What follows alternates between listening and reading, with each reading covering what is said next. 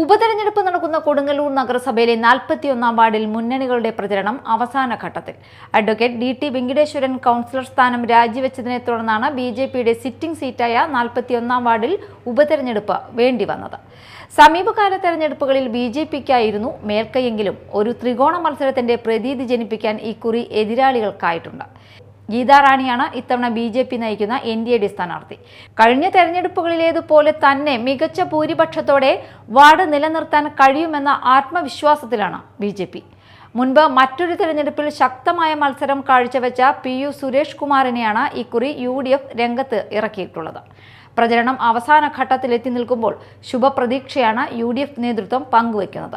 അപ്രതീക്ഷിത സ്ഥാനാർത്ഥിയിലൂടെ മത്സരരംഗത്ത് ശ്രദ്ധ നേടിയ LDF പഴയ വാർഡ് കൗൺസിലറായ GS സുരേഷിനെയാണ് പോരിനിറക്കിയിട്ടുള്ളത്. 41 വാർഡിലെ പ്രധാന ഭാഗം ഉൾപ്പെട്ടിരുന്ന പഴയ കാരൂർ വാർഡിലെ കൗൺസിലറായിരുന്ന സുരേഷിലൂടെ അത്ഭുതങ്ങൾ സൃഷ്ടിക്കാമെന്ന കണക്കുകൂട്ടലിലാണ് LDF.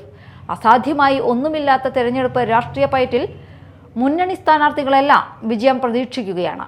ഡിസംബർ 10-നാണ് വോട്ടെടുപ്പ്. 11-ന് വോട്ടെണ്ണൽ നടക്കും.